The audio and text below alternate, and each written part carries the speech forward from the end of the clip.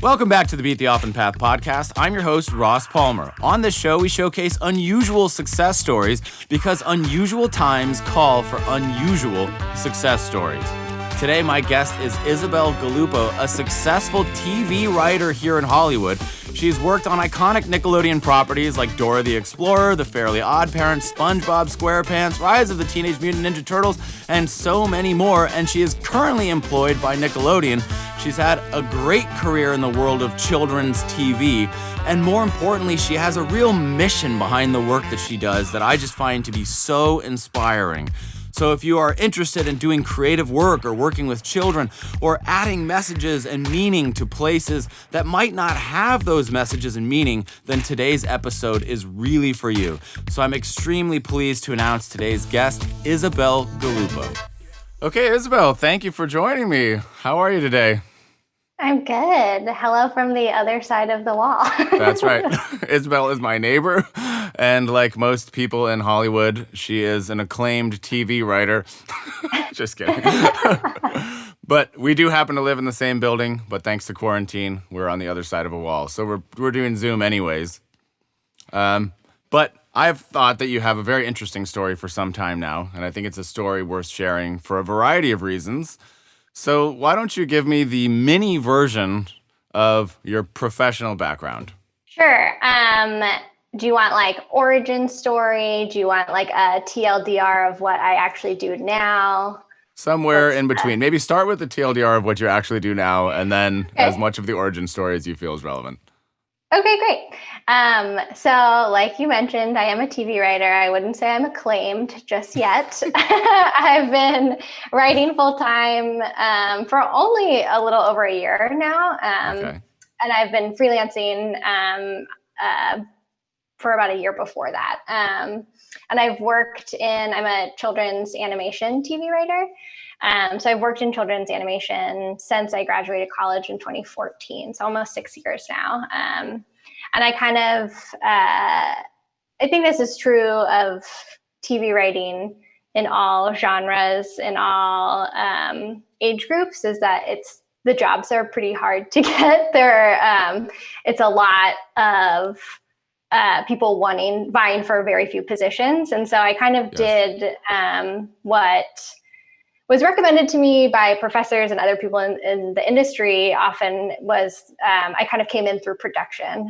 So I started back in New York, actually. I worked on Dora the Explorer and the spinoff of Dora the Explorer, Dora and Friends. And I was an executive assistant for about a year. And then I came out here to LA and I worked my way up through like different production assistant, and network coordinator jobs. And when did you come out to LA? I came out in October of 2015. Okay. So I was only in New York for yeah, exactly. And I was only in New York for like a year and a half. Couldn't handle the winter. So I came out here. Yeah. Like so many of us. Exactly. Yeah, you know a thing or two about living in winter. I surely do. I know that I hate it. Yep. So yeah, and it was interesting because like when I graduated, all of my friends from college and honestly even high school, I grew up mostly outside of Baltimore, Maryland. All of them are in New York still, and mostly in the Brooklyn area.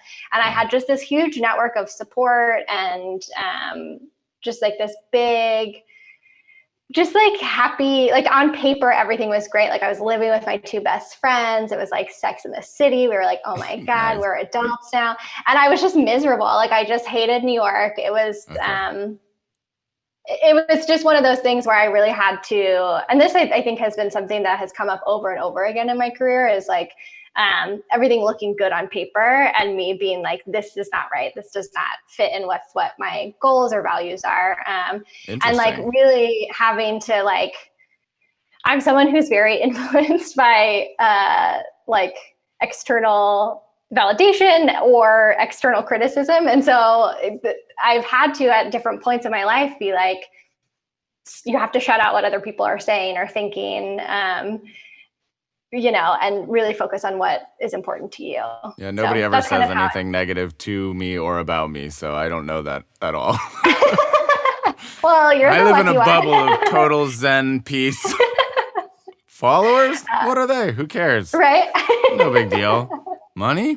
Insignificant, but a Yeah, trifling who matter. needs it?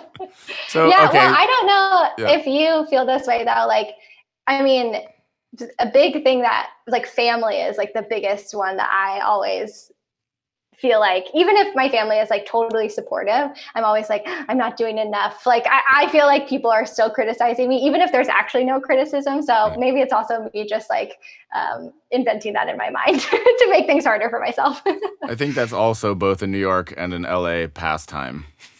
Yeah. It's the world we live in. Okay, so you're bored of the winter, which I totally get. You're sick of the city. So you moved to LA, and then what? Did you have a job lined up coming in, or is it just I'm gonna make it? I don't know. Pack my bags, show up, and see what happens. Yeah, so I had been applying and just like sending my resume into the void for like months leading up to this decision. Or I had made the decision, but I had like a move date. Yes. And so I had just been like sending. And then I just like emotionally accepted that I was not going to have a job. And like everyone, I went to film school, and like a lot of people say like you just have to go without a job and just be there. Yeah.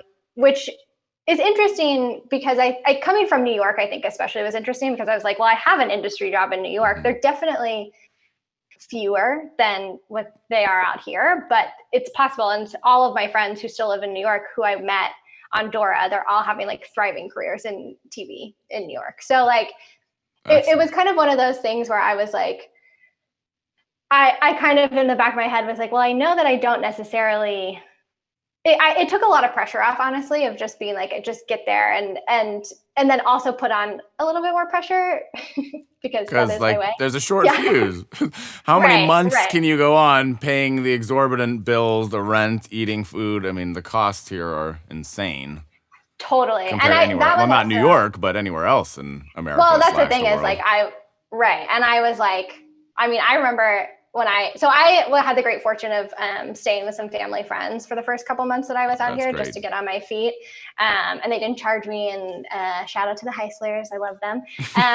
They were just so gracious and opened their home to me. So I lived with them for about 2 months rent free, and that was really helpful. So I kind of knew that I had that cushioning a little bit, which was great. And I had just kind of like, it was like a week before I was supposed to move. And I had kind of just like resigned myself to like, I will not have a job. I will just go there and figure it out. And that like literally that day that I like had that, I won't say come to Jesus moment because I'm Jewish, but it was a come to Jesus moment where it was like, I was like, I'm just going to do it. And then I got an interview basically for the job that I ended up, I moved, I did a week-long road trip, and I got in on a Sunday. And then that next Monday, I had a job. I was a production assistant on the Fairly OddParents. So it was still through the Nickelodeon network. And I was really trying to network my way. I had come out to LA and visited that summer before October of 2015 to just kind of like do some networking. And I came as part of a writer's retreat, and then I extended my trip to just kind of like bop around the studio and talk to people that I knew who I'd only really seen over video chat from the Dora offices, and meet new people. And I think that really helped. Like having that Nickelodeon network was really, really helpful. Okay. So you've landed your first job. You're starting to feel a little bit better. Like the whole thing wasn't a waste of time. Yeah. Okay. So describe. So yeah, what's day one look like? Well, I was, Fairly OddParents was such a special show because I think I was on, it was technically called season 10 and a half. But I was on season 10. It was like the back half of season 10. And I grew up watching Fairly OddParents. So I was like so starstruck. And the production work that I was doing back in New York on Dora and Friends, I was doing like the admin assistant thing, like getting people lunch and all that stuff. But I was also, they did all the audio production in New York for Dora. And so I was going to the records, like learning how to, when you record for an animated project, you basically have a script that's locked and you record with one character at a time. And so I had to like prep those record materials. So I would like highlight if we were recording Dora, I would highlight all of Dora's lines and then help, there's a director in the booth with the artist, and they do like 3 different takes, and then the director will say, take number 3. And so you circle that. And so that's kind of, I was doing all of that. You're bringing the script, like you're literally just handing the scripts to the talent. Okay. Mm-hmm. Interesting. Handing the scripts to the talent. And then like, it was cool because we had just a fantastic director on that show. And she just like really knew we were working with kid talent, which is honestly pretty, well, maybe not so much anymore. At that time, it was like pretty rare to be working with kids. I mean, even in our show, we had this issue where one of our talent, he got a little older and his voice totally dropped. Hey, you guys ready for 5th grade? Right, exactly. I felt so bad for like, it's a tough industry to make it as an actor anyway, and then to be like a kid and like going through puberty, which is like a very natural thing, is the thing that gets you out of the job. Like you get fired for it. Like it's really sad, and I think just added stress. But and aren't most boys voiced by adult women generally on cartoons, right? Yeah, there's definitely like a like Nancy Cartwright of Bart Simpson. She's the one, of course, I'm thinking of. Yeah. There's so many that is true, and I think that using adults, that was what was cool about going from Dora, which used all like minor talent, to a show like Fairly OddParents, which its ensemble cast was just like people, like voice actors that had been working for years and years and years, and they were like pros. And because it had been on, and Dora was like this too, because at the time that Dora and Friends, I mean, that was like 15 years of Dora and different iterations. So there was an element of like it being a smooth machine at that point too. Makes but sense. when I came, and that's what's so cool about it is like I really feel like I got from Dora, like the like behemoth that it is, and getting to work with the original creators, Chris Gifford and Valerie Walsh Valdez of Dora, and then coming over and getting to work with Butch Hartman. I mean, like I felt like I got like animation 101, because like on the Dora production, but then my job too was research, and Dora, compared to like all the other shows that were on Nick Jr. at the time, especially, and I think definitely even now, they did more testing for each episode than any other show on Nick Jr. They, and by testing, I mean like we went into preschools and like showed the kids the show at different stages, and we're like, what did you think? Did you understand this? Like, what did you like about it? What didn't you like about it? And got like real feedback that informed story changes and so many things down the line.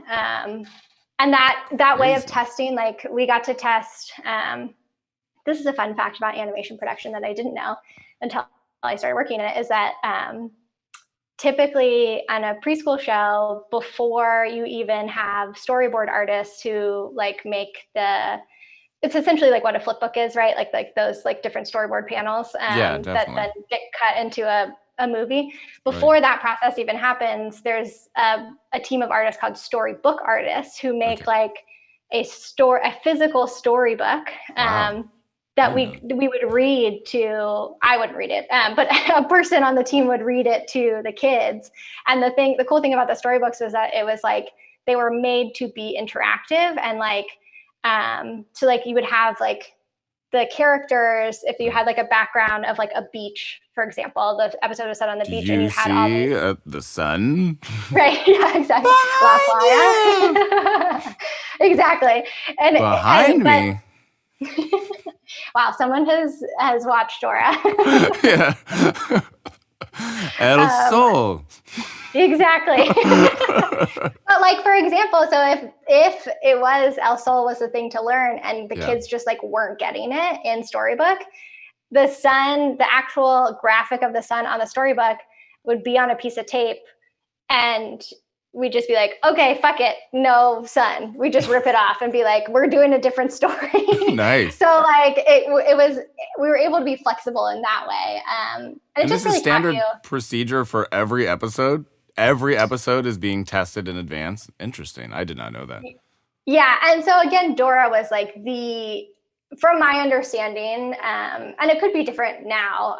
There could be another show on Nick Jr. that is testing more, but at that time, Dora had been, because it was it had such a specific curriculum, right? And it was so, the goals were so, I hate the word formulaic because it kind of sounds negative, but it was like the expectations were so set that it was like, it really had to work, and you had to make sure that and because it did so well too, and it was so successful that it was like there was a high bar for every single episode needs to work every single time. And so they tested a lot. So they tested every episode at 3 different stages of production. So storybook phase, animatic, which is when those kind of like the booky storyboard images become one file, like movie file, and then final animation, which was like when it was like fully rendered after it came back from the overseas animation studio. But again, I don't think that any other show was testing. They might have tested once or twice throughout production that way. Okay. So you're gaining experience. You're in your new job. You're starstruck. Did you have a goal at this point, or was the goal just, I'm going to break into the industry, I don't care what I'm doing? Was there any kind of target, or just see what happens? Totally. I have wanted to be a writer since I had conscious thought. So underneath all of this, it was, I want to write. I want to go out to LA. At this point, it was kind of like, I want to get a script coordinator job, because that was kind of like the next step to writing. But I was content to just be like, I'm going to go into the Nickelodeon animation studio and meet all these people I only saw over VC, and kind of expand my network that way. But yeah, that was always the underlying goal. Was this a paid gig, or did you start as an unpaid intern? No, so I actually, I was a paid PA on Fairly OddParents, and then I was also a paid executive assistant. And then honestly, I was a paid intern on Dora as well, because that was the first, it was after those unpaid intern lawsuits were going on, and Viacom was finally okay, we need to stop taking advantage of people. So it was perfect timing. I reaped the benefit of that. Okay, so makes sense. Did you work your way up then? All right, so how long did it take you to leave that role and to go up the ladder? Totally. So I was only on as a PA of Fairly OddParents for 6 months. And again, it was great. Well-oiled machine. Butch Hartman was similar to the people at Dora, really old school. So a big part of my job, it was awesome because I didn't have any interaction with artists on Dora, because they were all in the LA office. So when I came over, my main responsibility as PA on FOP was to interact with the artists and to hand them out assignments. So I was having to receive physical drawings that background artists had designed by hand, and scan them in, which no one does background drawing. These were just old pros, and not old in a bad way, just so experienced, so incredible. I've been working for so long. It's it was just incredible. And so I felt I again, it was an animation primer for me. And it really illuminated the things that I wasn't seeing day to day, because I was in New York, and isolated from the artists on Dora. But that I basically came in towards the end of the season, and it only lasted for 6 months. And I was kind of poking around for script coordinator positions, writers, assistant positions, even just other PA jobs on different productions that were kind of starting to staff up. And it was a weird time at Nickelodeon. We were in between leadership. There just wasn't really a lot that was getting picked up. So I actually ended up applying for and getting a job as the assistant to 3 vice presidents of animation production. I guess maybe they're more creative executives is their title. But it was basically on the network side, they oversee basically the shows in production at Nickelodeon and make sure that the content is something that is on par with what Nickelodeon's brand is, right? And it acts as like the liaison between, like, productions will get a lot of requests from people in consumer products or marketing for like additional designs or like, like approval on like, hey, I want to make this Teenage Mutant Ninja Turtles like bedspread sheet for Christmas or whatever. And like, Sure.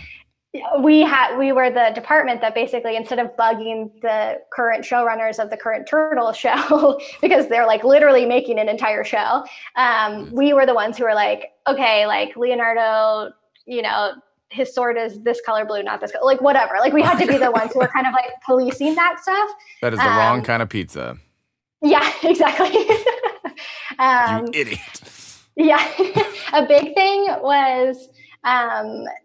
I worked on SpongeBob for a year, Cool. maybe a year and a half in that role of kind of being a coordinator on the network side. And SpongeBob has a certain number of pores on his face and they're uneven. So it's not like he has like 2 on this side and 2 on this side. And something that always happened was that like for marketing, like promo or like any sort of like, like a lower thirds graphic that would pop up on Nickelodeon, like often his pores would be flipped. And so like I was always on like SpongeBob pore patrol. I completely get that. When I'm animated, sometimes my part is on the wrong side. Right. And it throws off your whole identity. You have an existential you got crisis. a brand to maintain here. So you're basically like continuity for physical marketing products.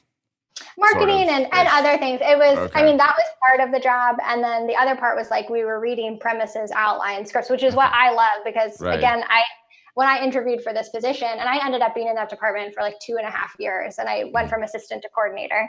I was promoted after like, I want to say like 10 months. Okay. And when I was doing that, I loved reading the premises and outlines and giving notes at those writing stages. Because I still wanted to be a writer, and all my bosses knew that and were so supportive of that. So they let me really come in early on those writing materials, and it was my favorite part of the job. But it was really cool. I mean, at that point, I felt like I had mastered. Okay, I know what like audio production and research looks like on animated shows. With FOP, I know what the design and the artists and like the actual production pipeline, what that looks like. And then when I was in the current series department, I got a look at like the holistic view of what the animation industry is. It's not just content, although content, right? Like our department was like, content is king. The content is the most important thing. And so how do we protect the content and make the content as good as possible, while also ensuring that these other departments that are still affiliated with the Nickelodeon brand, but might have their own goals or aims, right? To sell toys, whatever, but making sure that those things existed to support, right? Like it is all about the merch, but it's not, the merch ultimately supports the content. It's not the other way around, so that was cool. SpongeBob gets a new pair of shoes this episode, Right. Conveniently available right now for $29.99. Totally. And it's interesting because that is something that like, there's definitely a factor of that in kids animation, especially. And it's something that I really liked about working on preschool properties the most, because there's a lot of protections put in place. Like, there would be some times when like maybe a consumer product's idea or actual toy would like, they would be like, it would be awesome if it could be in this episode.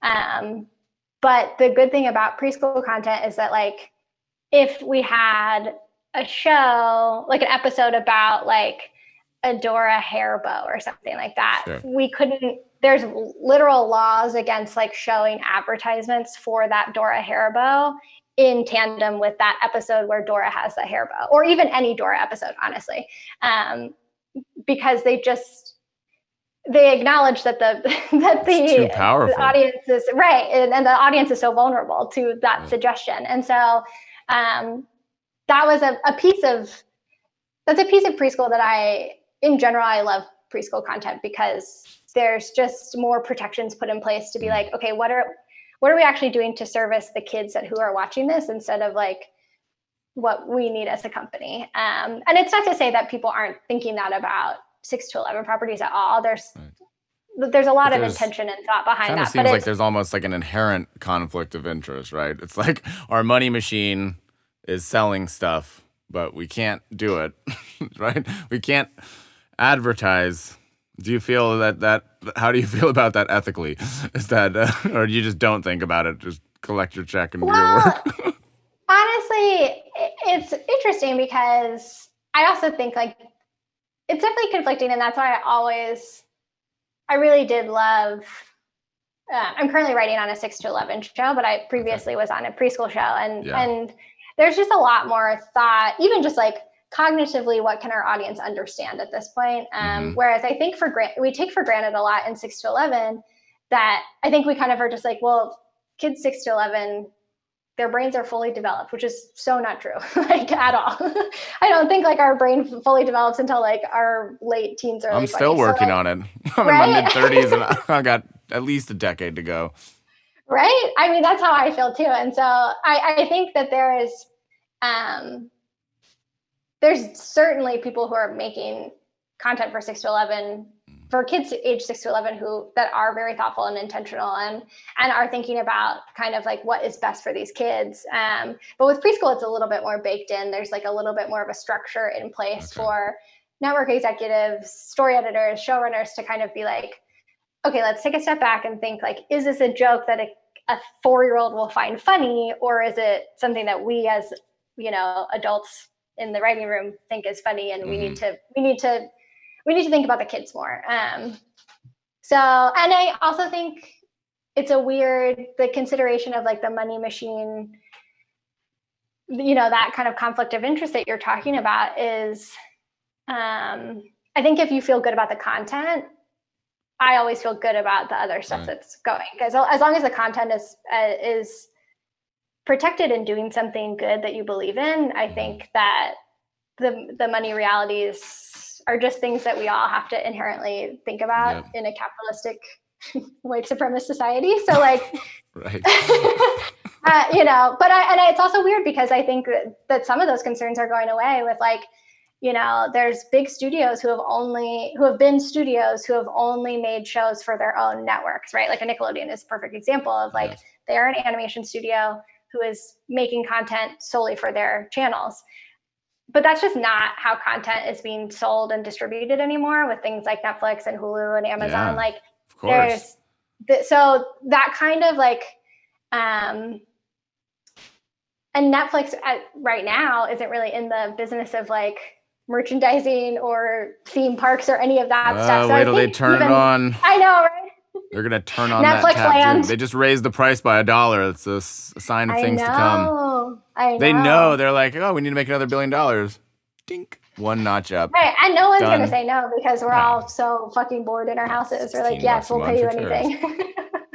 All right. So you're in. I mean, so at this point, I'm gathering, okay, you moved your way up. You're a script coordinator now. You're kind of interacting with the script itself. Are you writing at this point? Or are you, are you starting to contribute ideas? How does that work? You're in the writer's room.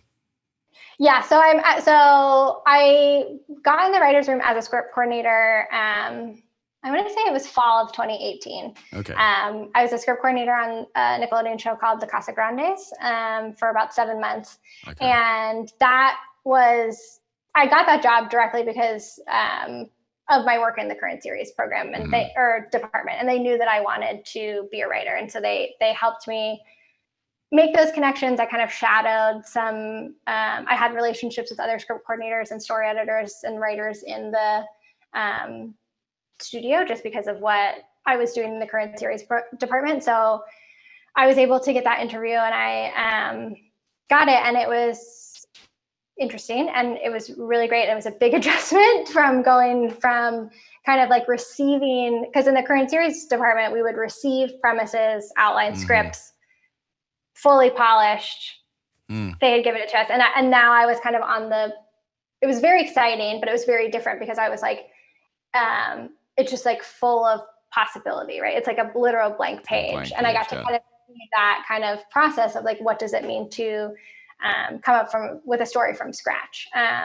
So it was a big adjustment because it was just something, and it was something that I had like always dreamed about and like had been doing in my own right. Like there were parts of the process, like the blank page, the what is a good idea, like what makes a good story, that kind of stuff that I had been puzzling out on my own in my own writing. But it was really cool to be a part of. And the best part about TV writing is that it's so collaborative in nature. And so I was really getting to like learn pitches that I would say in a room versus not, like learn because there are people, there's a few different types of people in a writer's room, right? Like there's the person who's just like pitching joke. And then there's the person who's kind of thinking about like, but why does the character you need a lot of different personality types in a writer's room for it to function. That makes perfect sense. Yeah, I mean, I think you need some, pure creative spirits who are hilarious like me, and then you need a few wet blankets. Yes, exactly. She would never wear that shade of purple. But it's hilarious. It's so funny you say that because there is a type of person who in a writer's room who's just a naysayer who like I could totally believe it. Who will be like, no, I don't think that would work, but then not contribute any idea, like any alternatives or like fixes, or just be like, this needs sounds fixing, like U.S. politics. Yeah, 100%. Right? I mean, it's all this system sucks. Do you have another idea? Soon. Yep. Just trust me. Eventually, I'll have an idea. Just not right now. Okay. Yeah. Do you have another idea? No, but neither does he. Yes. Great. Making progress. So are you happy in this moment? Are you feeling like, okay, I'm living my dream? I mean, here you are in Hollywood. You've achieved something that very few people can do. I mean, you're on big name shows that everybody would know, that people who have kids would have seen. Are you happy? Are you feeling like you made it or no? Yes, I definitely feel like once I got into a writer's room, I was like, it confirmed that I wanted to, that my hunch was correct, that I would be good at the job. Because that's always a fear, right? Of like this thing that you are working towards and being like, I was so hyper focused on it, right? I was so like, just like zeroed in on it. And there's that fear of like, oh God, am I going to be terrible at it? Or like, am I going to hate it? Like, am I going to like, well, there's that Oscar Wilde quote, right? There's two tragedies in life. One is never getting what you want, and the other is getting it. Yeah. So I try to think about that sometimes, but you got it, and you're reasonably happy. So I guess it doesn't, strictly speaking, apply here. Well, no, I mean, to be honest, there was a big adjustment period. There was a big like that room on the Casa Grande for a really long time until we got a new story editor who kind of switched up our schedule a little bit. We were in the room from like 10 to 6 every day with just like an hour and a half of lunch, which is still like a great lunch break, like not complaining about that. But like we were like on having to be together in a room with like, to your point earlier, there's a lot of different personalities and like that. How many people are in there? So at the start we had 7, including me. Yeah. Okay. And then our showrunner was kind of showrunning 2 shows at the time. So he would bounce back and forth between writers' rooms. So he would spend either the morning or the afternoon with us. But we were in the room, the 6 of us, constantly. Maybe there was 8. Okay. I can't remember now. And there was a few people coming in and out. Okay. From Genesis to the final episode, what is the timeline? So from blank page to it's on the air, how long? It's about 1 year. Oh my God. Yeah, it's crazy. Because it goes from the writing. And you still like the idea a year later. Is it ever a point where you're like, man, that sucks? Like I look at stuff I did a year ago and I'm like, ugh, oh God. Do you feel like it's like that was a stupid idea? I mean, a year is a long time. Or is it always like, oh, I'm really proud of that? Yeah, well, the great and terrible thing about TV writing is that, again, that collaborative aspect of like, even if it's your episode and you come in and you're like, this is my premise, it is 4 sentences of pure solid gold. Like no one will find a plot hole. I worked so hard on it. it all goes out the window as soon as you introduce other people to it, right? Okay. And so you have to really, I mean, it's an exercise in shedding your ego every single day. And it's something that I'm super grateful for because I think I need it. And it makes me a better writer time and time again. And it also just makes me like a better human because there are stories that I can think back on and be like, honestly, it was better when we didn't open it up to the room and all these people had ideas about it. And like the original, like pure nugget that I had thought about.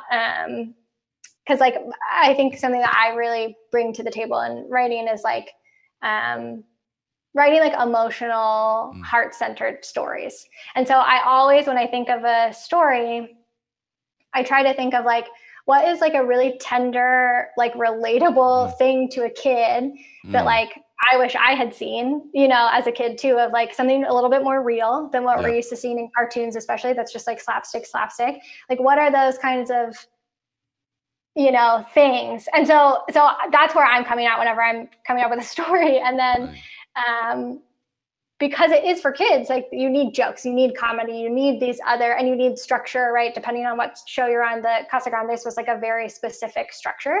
And we had certain points that we had to hit on, like down to like the page numbers of like, this has to happen here, this has to happen here. So like things get muddied like in that process because there are so many different other things that you have to service. And you just have to let it go. Like that's been the biggest thing for me, is that it's like, I just, you know, it's purely collaborative. It is every single person has touched it. And that's what makes it special. Not that it was my genius idea that came to life. It's really a product of the room. Yeah. Right. Interesting. So obviously when you're working with stuff for kids, I think sort of the elephant in the room is always, I mean, children are really impressionable. My 2-year-old loves Blippi, which I cannot stand. If you don't know who Blippi is, I don't know Blippi. Don't. Okay. Just don't even go there. But they're really impressionable. And, you know, according to Middle America, you are personally responsible for indoctrinating kids with your leftist, fake news, horrible agenda. You're ruining children all over the world with your propaganda, right? I'm proud of it. So to what degree, I mean, obviously you have to be super conscious of what you say, what you don't say, whether something is political, because there's a lot of stuff that we wouldn't think of as political, but then other people say, oh, that's political, or that's a point of view. To what degree does that influence the work, the process? Yeah, I mean, I think you have to, it really depends on show to show, and it depends on writer to writer, because I would say that I'm a person who thinks that everything personal is political, right? Like, and I came into writing for children with this very specific intention to write socially conscious media for kids, to showcase families like mine that weren't really on shows that I watched growing up, to like, I'm a person who is balancing lots of different marginalized identities and also lots of different like privileged identities. And so showcasing like the nuance and complexity of identity for kids, because it's something that I struggled with and was conscious of from like the time that I had conscious thought. Like I've had to think about who I am, or what I look like, or what my family looks like, or you know, who I have a crush on. Like all of that stuff has been very politicized for me from a young age. So like I always come at it from the space of like, kids are already thinking about these things, especially kids who have marginalized identities, you know, BIPOC kids, queer kids, gender nonconforming kids, non-Christian kids. Like they're already doing that kind of work. And so they have to, differently abled kids, they have to like, there needs to be some sort of recognition, because to say that, like, I really take issue with the thing of this idea that like, well, you know, we don't talk about that in front of, like, kids are too young to talk about this, or they're not going to understand this. And I think, you know, and it is a balance, because there does have to be, we literally have people, especially in preschool, weigh in on like, cognitive abilities of children. Like that is something that we have to consider. And definitely. I think that can be an obstacle, but I think there can always be a way of like, okay, well, if we can't say, if we can't talk about, if this expert, this psychologist is saying that like 4-year-olds don't understand this issue, how do we talk about it so that they do understand? Yeah. Wow. And not everyone who works in children's media thinks like this, and so I really had to own that is my intent, and that I'm coming into a room always thinking about that and trying to be more conscious of it. How diverse are these rooms in your experience? Is it all white men, or what's the makeup generally? I would say that it's becoming more diverse. Okay. I think that there's been a really interesting trend that I've noticed, that live action productions are starting to also be more conscious about diversity. And so there's been some straight white cis men who are like middle-aged, maybe, who have worked in live action for a long time, and are finding that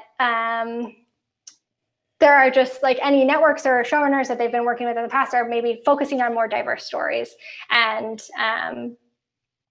their opportunities are kind of shifting. I'm never going to be someone who says that like marginalized people are taking jobs from straight white men, because that's just not true. But I think that there definitely has been a shift in focus, right?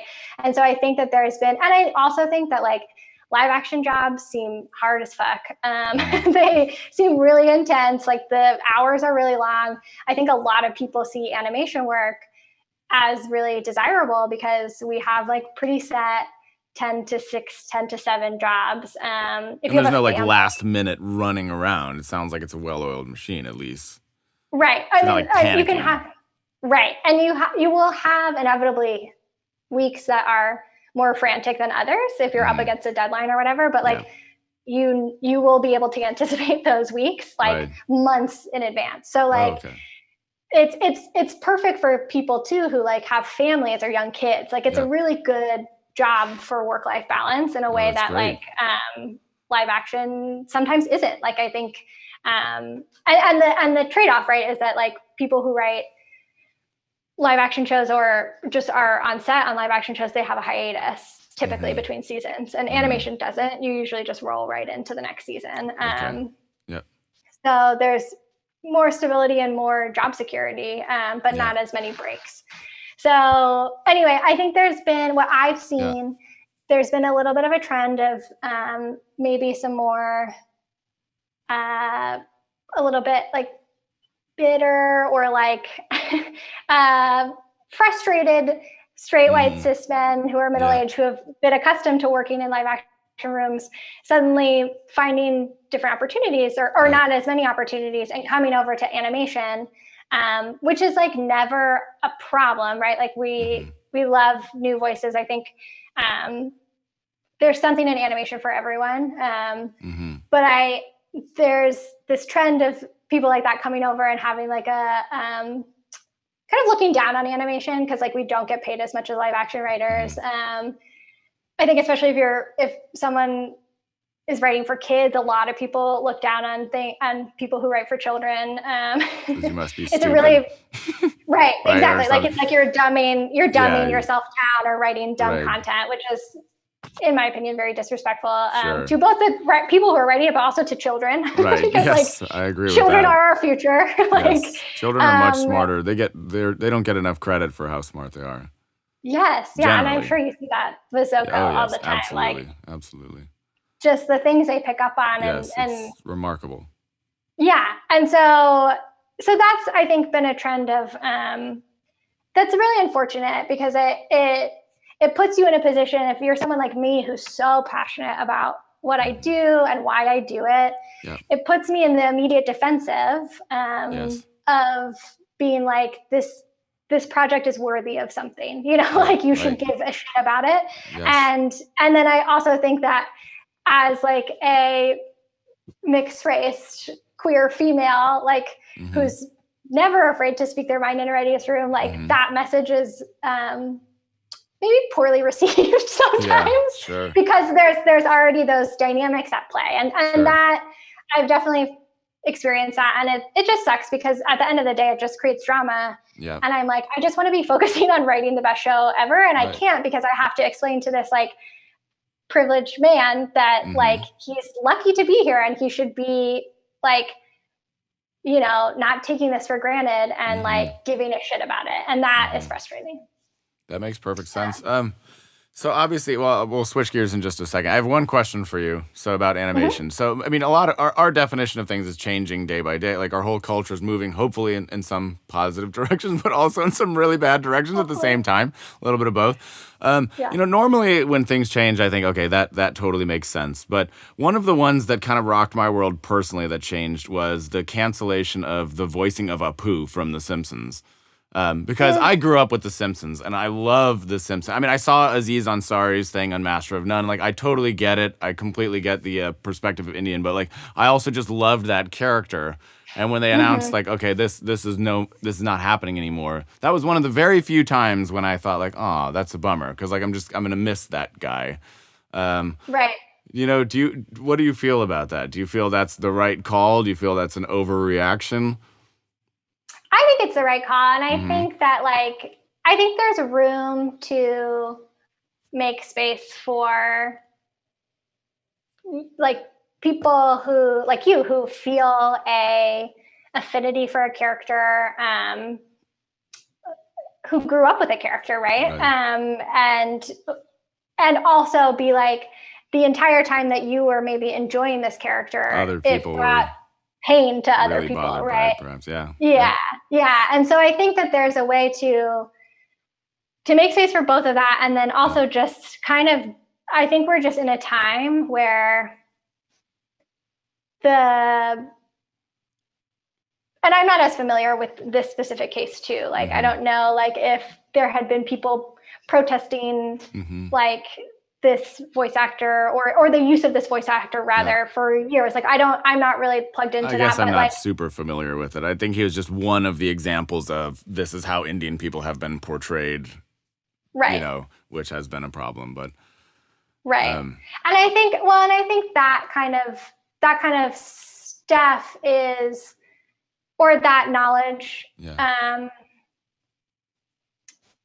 there's a lot of people coming forward and being like, enough is enough. And it feels like it's very recent, but I think that there have been people who have been talking about representation for as long as every kind of person on the planet has been represented in media. So I think that like there, and for me too, like I'm not an Indian person. I'm not of Indian heritage at all. And so like I think something that I really try to do when I'm interacting with media or reading an article like that, and it's about an identity that I don't have, I'm kind of trying to be like, well, what are my blind, like if I'm feeling kind of like ambivalent about this, that means that I have privilege around it, right? Like, there's something to unpack, perhaps. Right. And something that like I have to rely on people that don't share my identities, that share the identities of whatever the group represented and is contested. I have to take my cues from them, you know? And so, and it's tough because I think that like any sort of change, it feels, I think it's just also the way that the media talks about these kinds of things, and like the way of like, you know, like Jenny Slate and Kristen Bell stepping down from their roles of voicing mixed white and Black characters on animated shows this past summer was kind of like in response to this resurgence of Black Lives Matter movement, from what I understood. And I think that like intensity of reaction is always going to have an intense reaction the other way, right? Like, so it's like, and just recognizing that, like, that I think that what they did was the right thing to do, but that it came kind of too late. Like those were things that should have happened in the casting conversations. And all we can do really as we're actively making content moving forward is making sure that those things are brought up the moment that they should be brought up, which is in casting discussions. And that's what you're there for, to start things off on the right foot, basically. To hopefully influence the ideas and the tonality. Right. Okay. And like, again, like myself and so many other people who are like, have different marginalized identities and are just, you know, and something that I really am trying to take for myself is like, again, is really taking a step back and being like, for example, the show that I'm working on now, we have a character who has a physical disability. And we were kind of talking about like, what does this person think about their physical disability? Or like, what does, like, would they have modifications to their home? Or like, and it was 4 able-bodied people on a Zoom call talking about this person. And at a certain point, we kind of all were just like, we are not the people to answer this. We need to get a consultant in the room. We need to, you know, reach out to our networks. We need to think about like, do we hire a freelancer who has a physical disability? Like, those kinds of things of catching yourself, because you're not going to be perfect. I certainly am not. And that's the other thing too, just you asked a question about like the diversity of the rooms. And I would say that like the way that my agent kind of like pitches me is as a diversity hire, because I do have lots of marginalized identities, but I'm also I'm also 75% white. You know what I mean? Real like Hollywood insight right there for our listeners. Right. Yes. No, I mean, and I think it's good. Like, I do think that you need to have like a 1 sentence like pitch about yourself, because, and especially if you have a marginalized identity or multiple of them, like use that as much as possible. That I will always stand by that. But I think what's unfortunate is that I've been in the situation where people see me, right? They see my bio and they see that it says diverse hire, and they're like, great, that checks all of our boxes. And so I've been in rooms, right, exactly. I've been in rooms where I'm like the darkest person in the room, which is insane because again, I am mostly white. I'm a quarter Filipino, and I've, you know, been asked questions about like how best to portray a Black American character in a show. And I'm like, I am not the person to answer that. Like I have a lot of unpacking and work that I'm need to be doing. And so it really, you know, the best thing to do is to staff diversely across all genders, across all races, across all ethnicities, religions, all of that stuff, like geographical backgrounds, like all of that, because to say that one person who has like 3 marginalized identities is all of them, you know, it all. Right, exactly. And like, so anyway, so I would say just like staffing up as diverse as possible, because then you can have people checking other people in the room, right? And in a good writer's room, you want to have that kind of tension and that kind of, hey, I think, and it has to be respectful, obviously, like no one should be a dick, but like, like, I think there needs to be that kind of like, did you consider this? And like, from my experience as a Jewish person, like this actually feels like kind of like vaguely anti-Semitic, like, let's talk about it. You know, like there's like those kinds of conversations that needs to happen. And I feel really fortunate that I'm currently in a room that for the first time ever, I feel like it's staffed in a way that there are lots of people who have different marginalized identities and who are balancing those same as me, but they're different from me. So we can kind of inform each other and keep each other in check. And I don't feel like I have to be like the gatekeeper for all appropriate managing of diverse characters, which is how I felt in the past. And it felt like it was not earned or deserved on my part at all. So you've now transitioned into, I mean, you've written books. You're a published author now, children's books. And you gave us a copy of one of your books, Maiden and Princess, right? Yes. So was that your first published book, or were there others? It was. Okay. Yeah, no, that's my first and only right First now. and only published book. So, and people can buy this who are... Yes, you can buy it on Amazon, but if you're trying to not use Amazon like me, you can find it at most like indie bookstores. I know Skylight has some, SO1 Books, Yes. which is a Black-owned bookstore in LA. The Ripped Bodice, which is an awesome feminist romance bookstore. Cool. Well, this book is great. I mean, it's illustrated beautifully. It's an amazing book. What is quickly the story, the idea of this book? Sure. Maiden and Princess is a lesbian fairy tale romance. And it kind of, you see a lot of the typical fairy tale tropes, dragons, battles, balls, dancing under the stars, all that stuff. But just with a lesbian couple, a maiden and a princess.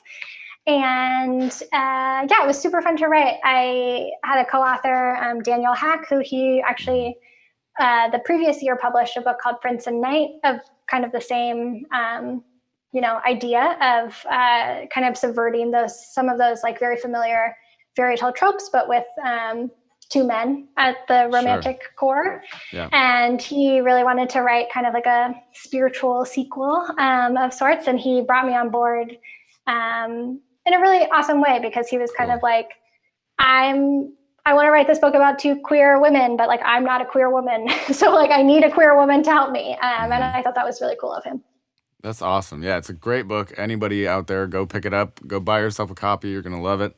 It's beautiful. So thanks for that as a gift. Now we've been talking. It's been wonderful talking. Now we enter the point where we do a bit of rapid fire questions. Okay, so we're going to do a couple just rapid fire things. So don't think too much. All right, we're just gonna power through this. Okay. So first, do you read?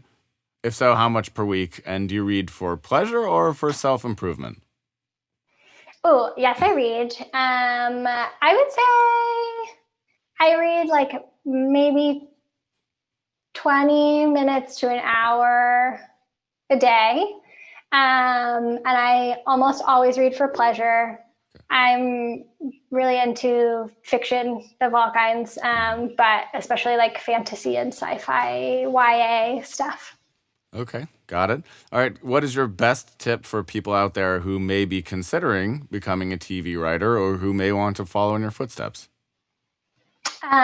Really just figure out what your voice is and what your purpose for writing is, because you can read Save the Cat, you can take screenwriting classes, you're going to figure out, even if you're introverted, you'll figure out how to network. All of that stuff is teachable. You can even learn structure and how to write better over time, but you can't learn what makes your voice yours. You have to just listen. It's already in you. You have to listen to it and really be brave enough to cultivate it, because it can be scary sometimes. Oh, yes. That makes sense. Okay, got it. That's great. Who do you admire most in your field or in your line of work?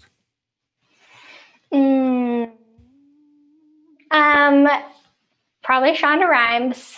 She's just a badass boss lady. I'm also rewatching Grey's Anatomy in quarantine. It's been great. It's so well written. I never got into that one, but I've heard only good things. I just missed it somehow when it came around the first time. It's so good. It's just, and it's written so beautifully. And she's just like a hit maker, like I think her output level is really incredible. And she recently wrote a really cool, a Hollywood Reporter did a really cool feature about her and all her moving from Disney, ABC to Netflix. So highly recommend everyone check that out. What is the smartest piece of advice you've ever received? Can you tell that I give a lot of advice and I don't listen to a lot of others? Can we go on to the next one and I'll think about it? Okay. All right. What is your goal right now? Oh, that's such a good question. My goal right now in this present moment is to have more fun, because I've been working way too much and taking on way too many different assignments, and I need to just pare down and just fucking have fun. I haven't been having, I mean, it's hard to have fun and find joy in 2020, as we all know, but I've been particularly bad at it. So I'm trying to find joy. Okay, that's great. What is something you believe that almost no one else believes? Jesus. I don't know. I don't think I'm that original that I have a thought that someone else doesn't. I don't have a thought. That doesn't think. I believe nothing. I mean, yeah, I don't know. Which is ironic because I can't even think of the best advice that I've ever been given. But I'm also now saying that I'm only who I am because of people before me. But I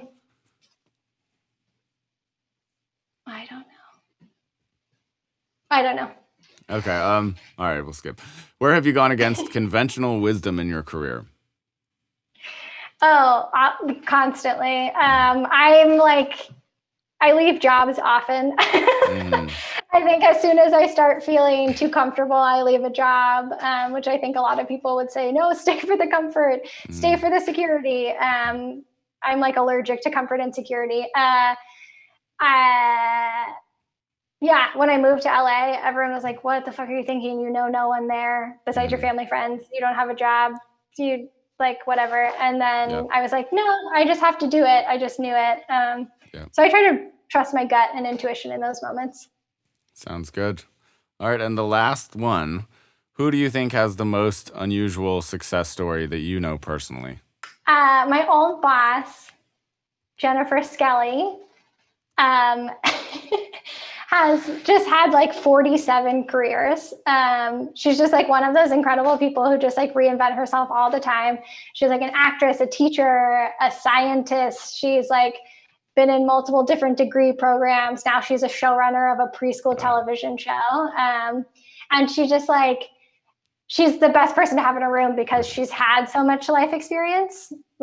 She can just give you animal facts for whatever you need for that episode. Animal facts, nice. Well, thank you so much, Isabel. This has been wonderful. Thanks for taking the time to do this. It's been a lot of fun. Hopefully there's some good things in there for people, but I really appreciate you sitting down with me today. Yes, of course. Thank you so much for having me. And this concludes the podcast. We're done. Yes. Yay!